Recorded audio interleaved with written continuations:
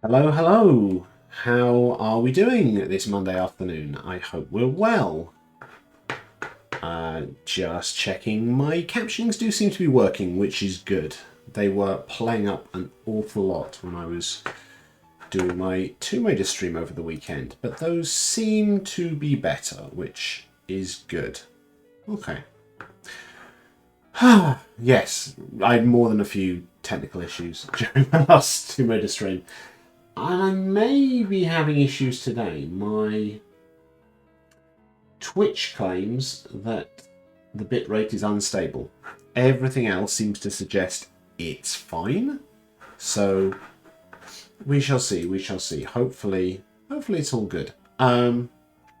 So I hope we're doing well today. It's been a slightly odd morning. Well, it's been a slightly odd morning for me.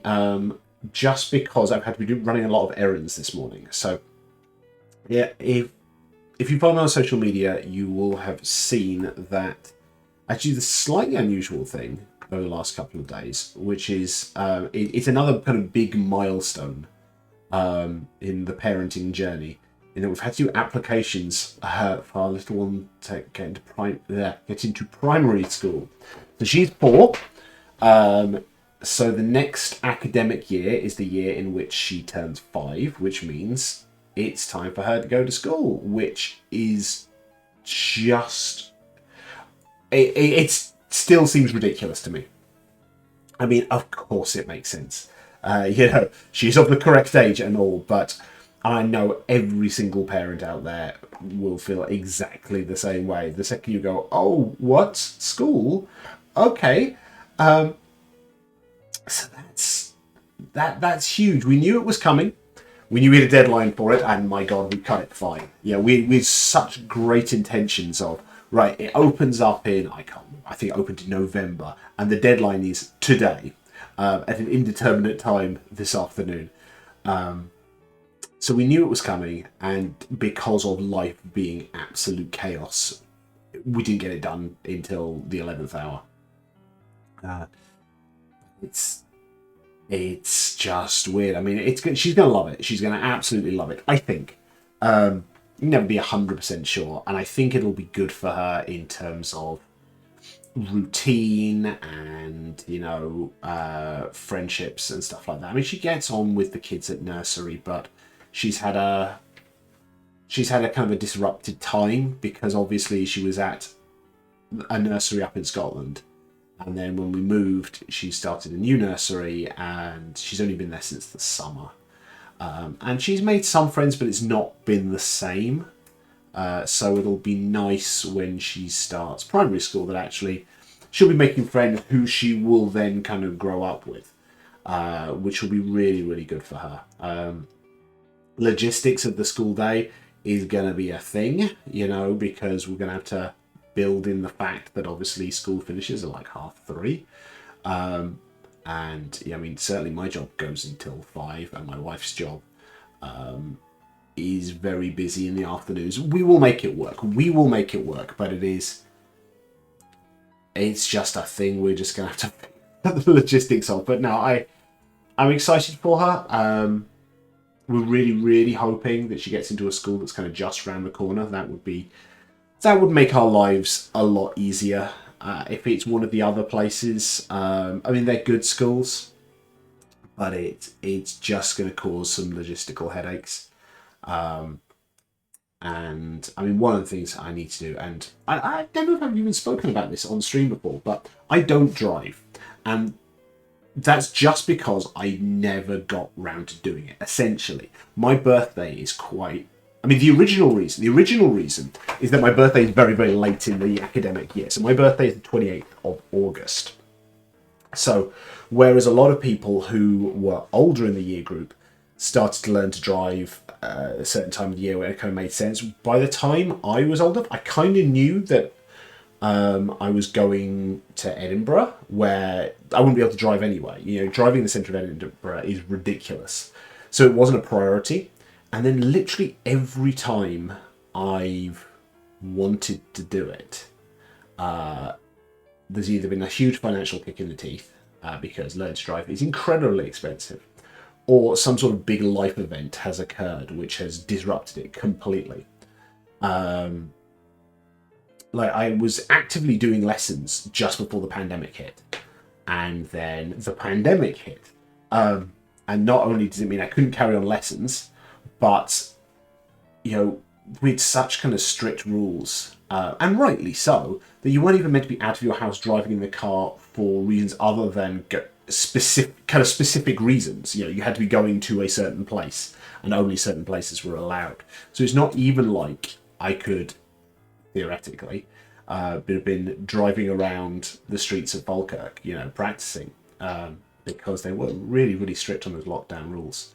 And now everything's a bit chaotic, and the move was incredibly expensive. But I will find the time and I will find the money to make it work. Because actually, I need to be able to drive, just in terms of, school logistics and stuff like that. So I don't know how or when, but I'm going to make it work. Yeah, so that's a thing I really want and need to do this year. And it will make the organising of school stuff a lot easier. yeah. Don't know how I'm going to find the time, but I will. So the whole primary school thing. So what we actually had to do for this one, essentially, is you had to fill out a form, basic information, etc., etc. You had to choose 4 schools. You had to rank them. It didn't matter when you had to put the form in. Well, within the time frame. It doesn't matter when you put it in, because essentially they try and give everyone their first choices. If they're oversubscribed, they use criteria based on, are you within the kind of local catchment area? Are there siblings around? If it's a religious school, are you religious? But they kind of apply these oversubscription criteria regardless of when you put the form in. So we had to do all that, which kind of order we wanted to put them in and which schools we wanted to go for. We did decide to go for kind of religious schools on this one. I've not really talked about religion on stream before. But I'm from a religious background, and I would say I am religious. My dad is a Christian minister, but I'm not. For me, religion is more of a personal thing. I just had an alert pop up. I don't even know what it was. Okay. It's more of a personal thing for me. So I don't kind of force it on other people. My wife is not particularly religious, and our little one, she can make whatever decisions she wants to make in life based on what she believes in. But in terms of just giving her a good start in life, and then, obviously there are so many things attached to this, but I think in terms of giving her a bit of a moral centre, we thought and generally the quality of some of the Christian schools around here are a bit better. But I know it is a very, very different case in other countries. A Christian school in the UK, whatever you feel about religion or whatever you feel about funding for religious schools, it's not about forcing the religion on the children. Without giving too much information away, my mum is a teacher now, semi-retired, who lives in an area. Technically, her school is religious, or certainly was religious, but the demographic of the area is not Christian for the most part. But a lot of kind of Muslim and Hindu families send their kids there because actually it's not about the Christianity, it is about a kind of a respect for religion and the kind of moral values type thing. So I'm very, very aware that in other countries, the notion of going to a Christian school is a very different thing, where it could be kind of a fundamentalist kind of propaganda type thing. So I do not see these things lightly. But we think we'll give her kind of the best kind of start in life. We will see. So that's been a whole thing. That has been. So I spent yesterday evening. We put in the digital form to the council, which says this is the ranking. This is what we want to do. And then this morning, I had to go and hand in what are called supplementary information forms to any of the religious schools we wanted to go to, where essentially we had to get a thing signed and had to actually hand it in. So I was, dotting about the local area for about an hour and a half this morning, handing in these forms. But that is all done. It is done. We've got confirmation from the council it's been received, it's been processed, it is being processed. So that is a huge, huge, huge thing done. And we will find out in, I want to say April, where she's actually going for a start in September. So, huge things going on. Big life stuff. Yeah. What else? What else has been going on with me? Well, oh, hello. I see some peoples have appeared in the chat. Hello. If you want to chat, that is cool. If you want to lurk, that is fine as well. I hope you're well on this Monday afternoon. Just been talking a little bit about primary school applications that have been a lot of what I've been doing over the weekend and a lot of this morning. I've been running around putting in the last kind of physical forms I've had to do. Most of it's online, digital stuff, but I had to hand in some physical signed forms this morning. But that is all done and dusted. Everything's been received. And now it's just waiting until, like I said, I think about April we find out which school she's actually going to. Hey, Photostyle. Hope we are doing well. Yeah, so that was not the most stressful thing in the world. And I am pretty organised in terms of sticking like reminders in the calendar and stuff like that. But I just had this fear that somehow we'd forget to do it, or that we'd miss something or forget something, and it would cause a huge headache because life has just been kind of kicking us in the teeth of late, so it would be in-fitting. But fingers crossed this one has gone nice and smoothly. Smoothly? That makes more sense. Nice and smoothly, yes. Oh, brain, come on, you can work. You can, actually form sentences. That's a good idea. Oh, dear. So what else has been going on? Well, my mic is quite loud, I think. I'm just going to turn that down ever so slightly. It was very, very quiet in the stream I was doing at the weekend, so I tinkered with it a bit. And now, for reasons unknown, it's now decided to go bananas. It was going up into the red area. So let's just tweak that ever so slightly, and hopefully that's not deafening people. Because deafening people is not. So yeah, over the weekend I did my final stream of Tomb Raider. That was the reboot from 2013. We did the fifth and final part of that one. The ending was not what I remembered. I thought there was a big boss fight, and there was kind of a boss fight, but not what I remembered. Maybe I'm remembering another game. I don't know. But it was good fun. And I enjoyed that, and I think that stream... generally, it was fun to play through it again, but also it allowed me to iron out a lot of the technical issues with streaming games. Specifically, in this case, streaming from my Xbox using a capture card. So it was a good kind of technical test for all of that.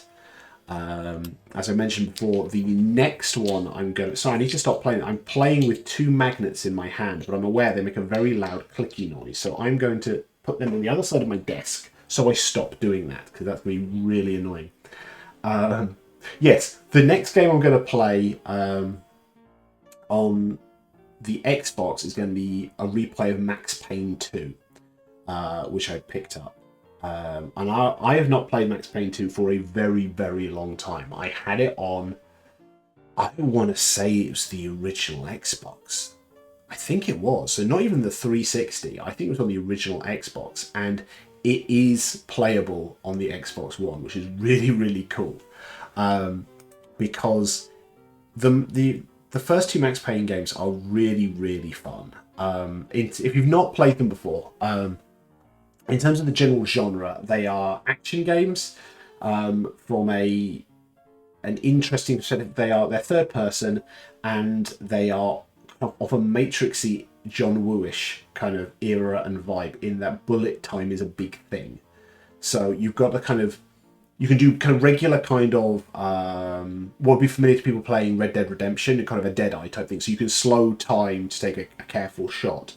But this automatically happens when you dive, which is kind of the coolest kind of vibe about the actual action bit. is that if you like dive around a corner, 2 guns in hand, everything slows down to let you take your shots. It's kind of fun in that sense. But the thing that is particularly memorable to me about the Max Payne games is it's a film noir. So it's set kind of modern day-ish. I mean, I would say it's kind of late 90s, early noughties-ish. I think there are mobile phones in it. I think. It's kind of indeterminate time there. But all the cutscenes are done as graphic novel pages. So they look very pretty in the speech bubbles and stuff like that. But the whole thing's got a kind of a film noir vibe and monologue, which, you know, if you know my kind of taste in stuff, I love that stuff. And it walks a fine line, I think, of taking itself seriously in the film noir vibe and parodying it in places. So there are a lot of really over-the-top monologues through certain scenes and certain cutscenes, which, you know, they're clearly having a lot of fun. And before this stream, I did a quick Google of best monologues from the Max Payne video games, and I've got 2 of them here. So I'll give you my best rendition of these, so you get an idea of the vibe of these. I think these are both actually from Max Payne 2. So we'll encounter the actual version of these during the playthrough. So let's turn the music down for a sec, and I'll give you these. This is apparently number 10 and number 5 in the 14 best monologues from the Max Payne video games. I don't know why 14, but 14 is the number they had in this list. Clearly they couldn't quite get it to 15 and had more than 10. Oh dear. All right. So, there was a blind spot in my head, a bullet-shaped hole where the answer should be. Call it denial. I wanted to dig inside my skull and scrape out the pain. And number 5. The past is a puzzle, like a broken mirror. As you piece it together, you cut yourself. Your image keeps shifting, and you change with it. It could destroy you, drive you mad. It could set you free. Cheesy. So wonderfully cheesy. But it enjoys the cheesiness of the vibe. So I am really looking forward to replaying these. I don't know when the first stream will be. I'm thinking probably it'll be one of Thursday, Friday, or Saturday, I think. I do want to try and nail down an exact day that I will do regular gaming streaming. But that is not happening yet. So watch this space. Should be a lot of fun. 14 bets means there were a total of 14. They couldn't be bothered to cut any from the list. That is exactly what it is. Yeah, they did a quick search through, you know, what website this is from What Culture. You know, What Culture stuff is of variable quality, I'll say. Their Trek Culture stuff's pretty good. Main What Culture is variable. Yeah, no, they found 14. They clearly searched for Max Payne monologues, got 14, put it into this format, and didn't want to trim it down. I think it's debatable whether they're indeed ranked or not, or if it's just, yeah, here's 14 of them. We got 14. Take or leave it. But that is an awful lot of fun. And it kind of brings me on to the topic of kind of franchise nostalgia, which is something I've been thinking about because I replayed Tomb Raider, which was a reboot of that franchise. And soon after, they rebooted the movies as well. Now, they haven't done a second one of those yet in that rebooted series, but that's definitely a big old franchise reboot. With a different kind of vibe, the survival vibe rather than just the pure kind of cheesy action vibe of the original Tomb Raider games. And Max Payne, I mean, it's nostalgia for me. They did do Max Payne 3, which I've spoken about before, which it had elements of what made the original Max Payne's fun, but I think it was more just kind of cashing in on the name of it more than anything else. Which was my big fear for Baldur's Gate 3. Was that it wasn't actually going to be Baldur's Gate 3. It was going to be set in or around Baldur's Gate, but have no actual links to Baldur's Gate 1 and 2. And I was really pleasantly surprised. I mean, with Baldur's Gate 3 as a whole, but also the sheer number of links to Baldur's Gate 1 and 2. So that was awesome. But it's been making me think an awful lot about franchise nostalgia. I'm kind of thinking about two aspects of it. I mean, one is the bringing back bring back TV shows and movies. Whether that's a revival or whether that's a reboot. But there's also kind of those lingering IPs which, you know, are being unused. So with TV and movies and stuff like that, like I said, the revival is an interesting one, and that has really... I'm surprised how much of that has happened of late. I mean, the two big examples of that I can think of in recent years with revivals is Frasier, obviously. That one came out end of last year. Now, I've not seen any of it. I've seen so many clips on social media and adverts attached to stuff, and I understand it's okay. You know, if you liked the original Frasier, and I did. Yeah, occasionally a little bit too cringy, but I did enjoy Frasier, and they've brought that back, and it seems to be doing quite well, I think. The other one of a kind of comedy vibe is obviously the Roseanne reboot that then became The Conners after Roseanne revealed herself to be Roseanne. So those are big ones of late. And I suppose from a non-TV perspective, when you had things like the Star Wars sequel trilogy, and the kind of new Trek revival that's happened. You know, everything that's happened that started with Star Trek Discovery. But Star Wars and Star Trek kind of never really went away, even though there weren't films and TV shows, respectively, for a while. They were still churning out comic books and games and all kind of stuff. So it's not like those franchises ever went cold. But those were both revivals. They brought back stuff. And I always like to think about what shows and stuff would be interesting to revive. And you've got to think really carefully when you're reviving a show or a franchise in general, because you kind of want to walk that line of kind of recapturing the original charm of the show, but you need to reinvent it a bit, because you can't just go, oh, let's take this really 90s show and we'll do it again, because it's just not going to work. The same sort of jokes will fall flat, and they're probably terrible. The styles of jokes that were in the old show that you definitely don't want to revisit now, as been evidenced by, you know, people rewatching Friends and stuff like that. You know, there is a lot of humour in there that is just plain offensive. So you've got to think really carefully about how you kind of recapture that charm, but you've got to update it a bit. The interesting one with comedy shows is canned laughter. It is amazing how much... Well, I found I didn't notice it was gone. You know, when comedy shows stopped having canned laughter, and then fewer and fewer shows being shot in front of a live audience as well, you don't notice it. And then you'll see something that does have canned laughter, so pre-recorded, and generally not even brand new pre-recorded laughter, but actually just, here's the same laughs we've been hearing for the last 20 years coming out, and it jars. You hear it and you go, oh wow, they're still doing that? That's really weird. So you've got to update stuff like that. But then there's also reimaginings. You know, you could take and it does need to be a kind of a cold franchise, and then completely reboot it and reimagine it for a new audience. And it's dated still, but the best example I can think of this is when Ronald D. Moore did Battlestar Galactica, and that was 2003, 2004. I think the miniseries was 2003 and the show came out in 2004. Because when you compare that to like the original 1970s, I want to say 1970s, the original Battlestar Galactica, there were familiar elements and the basic premise was the same, but it was a reimagining. You know, I think the original Battlestar Galactica was a very cheesy, Buck Rogers-y, sci-fi. What's a space opera kind of? You know, it was flash silly fun.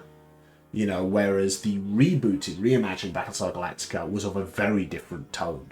It was sci-fi in premise, but not in theme. You know, it was about human drama. You know, it was about, okay, so you've only got like 40,000 people left in the entire of humanity. What the hell happens from here? And moral conundrums that come with that. And then the sci-fi themes do come in like how do we handle AI and stuff like that. But it was definitely about, it was a drama rather than, you know, an action adventure fun that the original one was. The only example I can think of a genre shifty type thing that's happened of late, and I've not seen any of it, so I can only speak from what I've heard of it, is obviously they did a reboot reimagining of Fresh Prince of Bel-Air recently. And I understand that's not really a comedy, if a comedy at all. So they've taken the sort of setup and the premise and the characters, but it is very, very different in tone, which I think is interesting. You know, I think they may have done the same when they did Sabrina as part of the kind of Riverdale thing, which is a thing in and of itself, I suppose. That was darker than the Melissa Joan Hart series of the 90s and early noughties. So that's interesting. You know, you've got some approaches to this, and if you are going to reboot or reimagine something, I think you do have to bring something new to the table. There's no point just doing it again, because that's really pointless, and that's just, well, we've got the rights to this, let's just try and churn out some stuff and make some more money. But I mean, that is what studios do, but from a consumer perspective, I think you do want something new to it, because, you know, I mean, I keep hearing bits about, going back to Battlestar Galactica, I keep hearing bits about, oh, they're going to reboot it again, they're going to do a new version again. It's like, okay, sure, go ahead and do that, but what are you doing with it? You know, is it just going to be more of the same? And if you're rebooting it and not reviving it, and I don't think they should revive it, if you're rebooting it, you've got to bring something new to the table. It can't just be, well, it was 20 years ago, let's just do it again. Because there's nothing new there, and that would be a shame. That would be a shame, especially with a really good franchise. And kind of circling back to video games on this one. So on the video game front, there are definitely a few franchises where I would be... it's kind of a wish list type thing for me. Because I write tabletop RPG stuff, there's always a wish of, what are some good franchises that have just been lingering? And I'm mainly thinking of Sega. I was a Sega person growing up. So my first console was a Master System, then a Mega Drive. I then kind of switched over. Hey, Radiant Leaf, how are we doing? I hope you're having a wonderful Monday. I hope it's warmed up a little bit, but I suspect it's still going to be bloody freezing where you are, or as freezing as it gets over there. So, as I was saying, I think about these franchises. These mainly Sega franchises, because Nintendo ones do tend to keep going. But a lot of these old Sega franchises that would be fun to do something with. Sleepy just got some lunch to take a break. Oh, games. I'm alright. I said a lot of my morning has been spent doing primary school stuff for the little one, which has been it's been a whole thing. Not bad, but it is a significant event. So kind of unwinding here. Train of thought. Yes. So video games. Because I write tabletop RPG stuff, every so often I think about, oh wow, it would be really fun to pick up that dead IP and do something with it. Whether it's a tabletop RPG or, you know, it would be wonderful to be involved somehow in a video game revival of some of these franchises. Especially if nothing's being done with them, which is a shame. Or you just take something inspired by it and do a similar sort of thing. Which is always kind of legitimate, providing you're not actually just ripping it off. And anytime one of these comes around, you know, people talk about, oh, what IP would be fun to do with. Two leap to mind to me. And they are, one is more famous than the other, but both are kind of close to my heart. The first one is Golden Axe. So for those who don't know, Golden Axe was a series of 3 Mega Drive / Genesis games, depending which country you're from. They were side-scrolling kind of beat-em-up style games. Very similar in mechanics to things like Streets of Rage or Double Dragon or something like that. They were very kind of 80s fantasy in their aesthetics. So there were three main characters. Axe Battler, which is a ridiculous name. I think he got renamed in a later one, who is very much your Conan-y barbarian. He's got a sword. He's basically wearing leather pants. You know, he's got, you know, an Arnie physique and tan. You've got Tiras Flare, who is, you know, kind of dresses in a kind of skimpy Amazon outfit and, you know, can use fire magic. And then you've got Gilius Thunderhead, which don't snigger, who is the classic dwarf with a big axe. And if you look at the artwork for this, it's like, wow, this is 80s. Yeah, this is very much trying to do a Conan kind of thing. But they were a lot of fun. And one of the reasons they're such a source of nostalgia for me is back in the 90s, they did, I think it was only in the UK actually, they did Sonic the Comic. So Sonic the Hedgehog the comic. I think it was produced by Midways? I'm trying to remember the name of it. I think randomly it was printed close to where I used to live. You know, I moved down to London when I was about 6. And before that I lived up north in a small town called Fleetwood. I think it was made somewhere near there, I think. But they did, so it had a Sonic the Hedgehog comic, but it also had 2 other stories in it from other franchise games. And one of the ones they did was Golden Axe. So I have a huge amount of nostalgia for the Golden Axe comic strips that they did as part of Sonic the Comic. And, you know, they added a lot to the cheesy lore of it. So I've always got a soft spot in my heart for that. And they did, sorry, I'm sniffing a lot here. Tail end of a cold or constant perpetual cold. They did try and revive it on the Xbox 360. They did a game called Golden Axe Beastmaster, which was quite fun. It was a very different style of game. It was, I would say, largely Golden Axe in name only. I mean, you were playing Tiras Flare and she was riding creatures. She still had fire magic, and it was fun. It wasn't exactly a AAA game, but it was fun in an arcadey sort of way. But I think it would be a lot of fun to go back to that franchise. I think it'd be fun to do it as a proper not a tabletop, as a CRPG, you know, a video game RPG. I mean, I'm not suggesting it's going to be the next Baldur's Gate 3, but it's. I think you could have a lot of fun with that world, because there are some things that make it different to other kind of fantasy franchises. There's just weird little novelties, like in the game you have a limited use of magic, and you get magic like drinking mana potions, and there were gnomes in between the levels who you had to kind of rob these mana potions off of. And they kept that in the comics as the kind of thing that these gnomes would be running around as the only source of magic. There's little novelties in there and stuff like that, some of the weird creatures and the like. So I think I would have a lot of fun playing around with that franchise. But the one I think that is more unique, I think is a real shame that they didn't do anything more with, was a game, I think they did 2 games actually, called Eternal Champions. So Eternal Champions was a fighting game. I want to say it came out just before Mortal Kombat.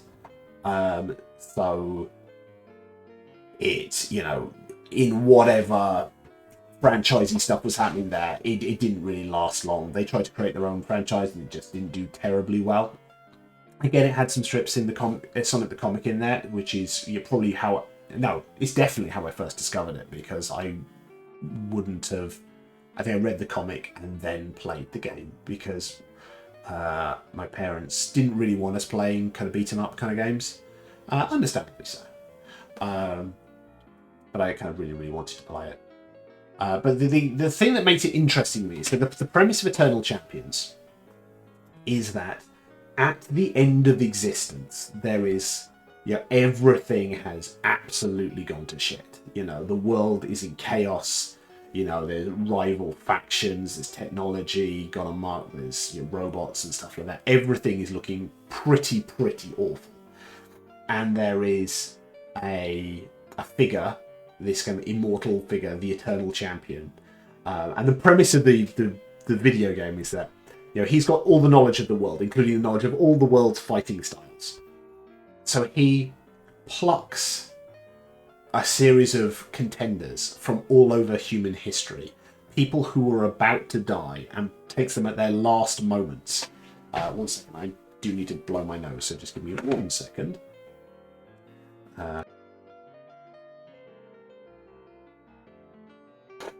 Right, less sniffing. Right. Yes, so he plucks them from the last seconds of their life before they die, and is putting them in this challenge to find out who is the greatest. With the thought that this person, by proving their mastery of, you know, martial arts and, you know, of defeating all kinds of opponents from all kinds of backgrounds, that they will somehow be the champion who can unite people. You know, that premise is ridiculous. Of course, it's ridiculous, but I think there's something very fun about the notion of we're going to have characters from all sorts of time periods flung together to form some sort of team. And again, I think as a tabletop RPG, I think as a computer RPG, that would be a lot of fun.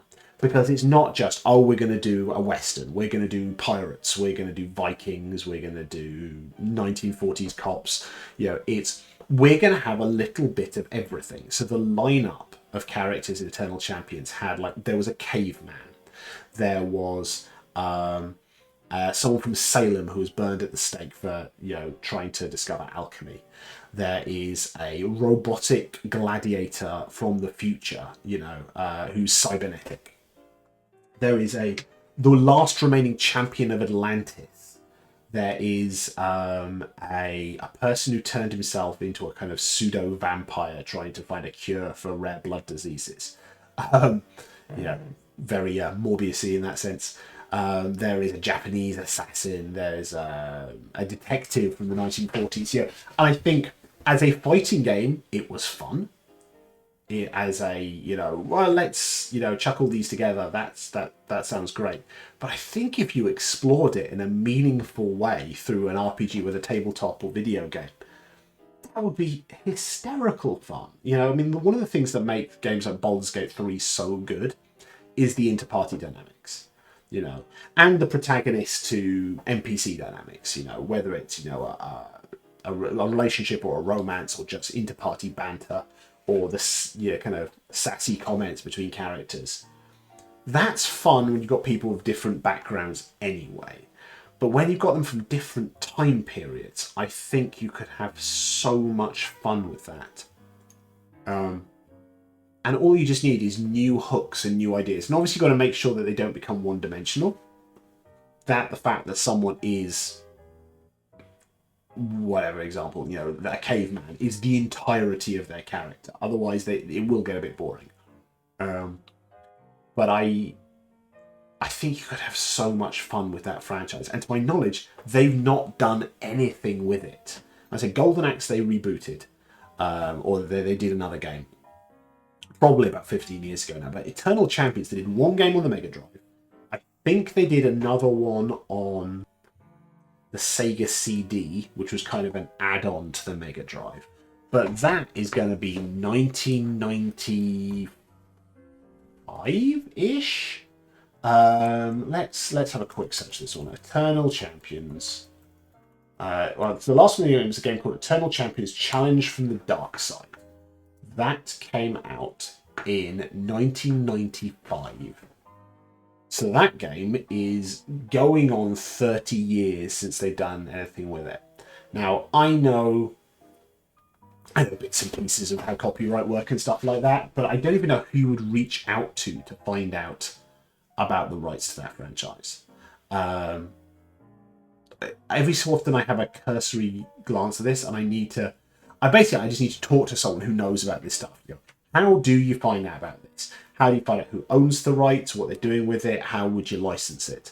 Because I would absolutely love to write a tabletop RPG based on Eternal Champions. I think you have an inordinate amount of fun with that, because the notion of classes and backgrounds would just be so fun. You know, you can have broad archetypes still if you wanted to, but the notion of pick anything from any time and finding a way to build that would be an awful lot of fun.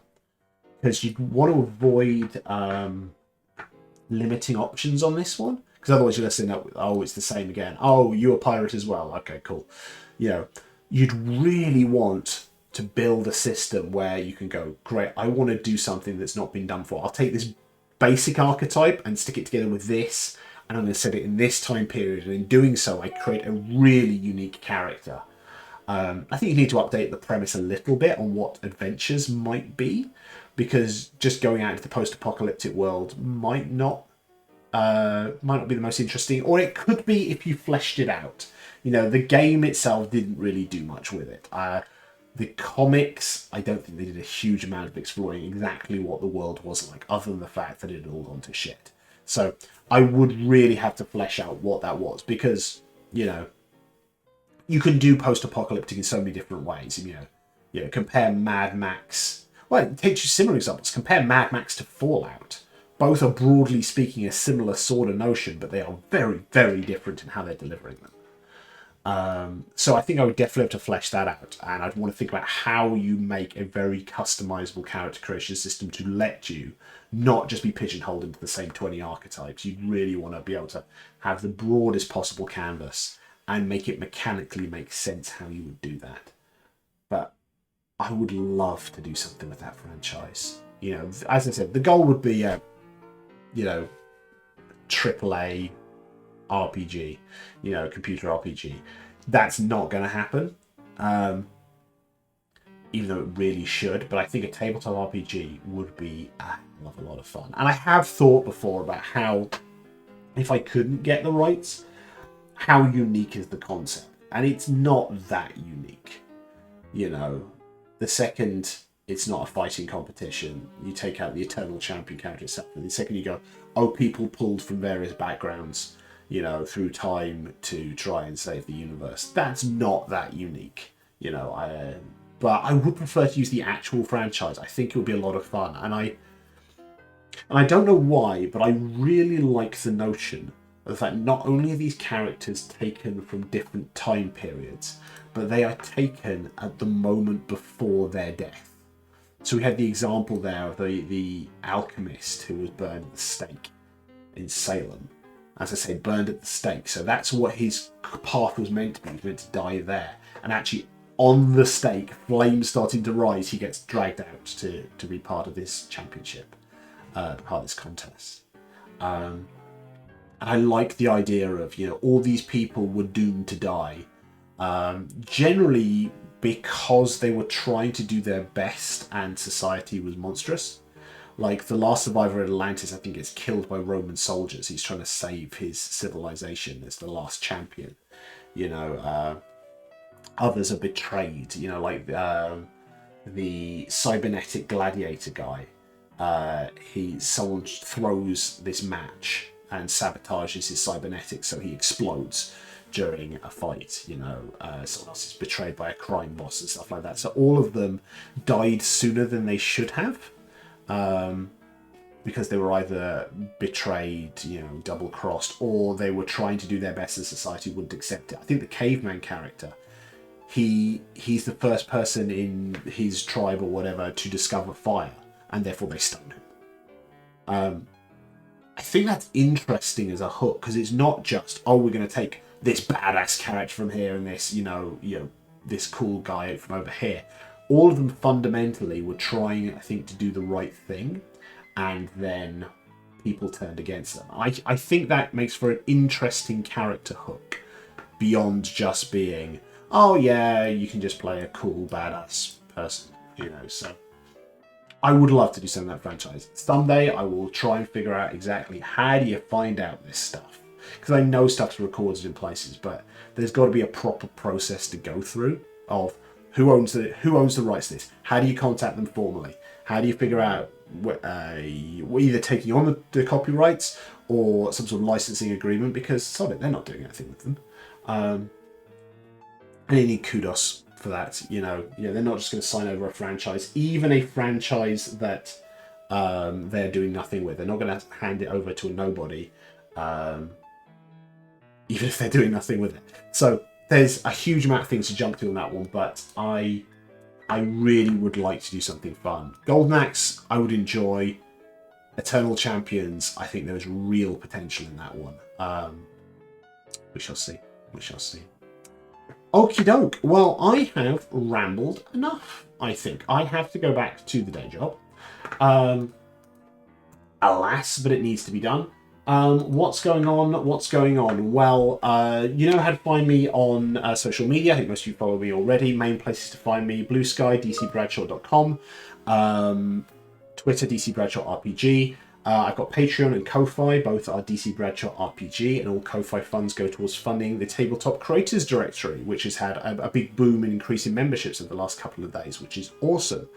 It costs me, as it says on the goal down here, about 180 quid a year to do the hosting for that one, so any contributions to that, even if it's a couple of quid, is fantastic.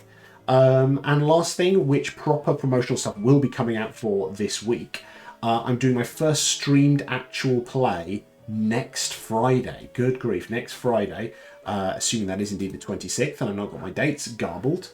Probably at 8:30 GMT. We're going to be running Little But Fierce Blunderlings. So it's a playtesting game for the upcoming expansion, which should be out days afterwards, assuming there's no fundamental changes I need to make.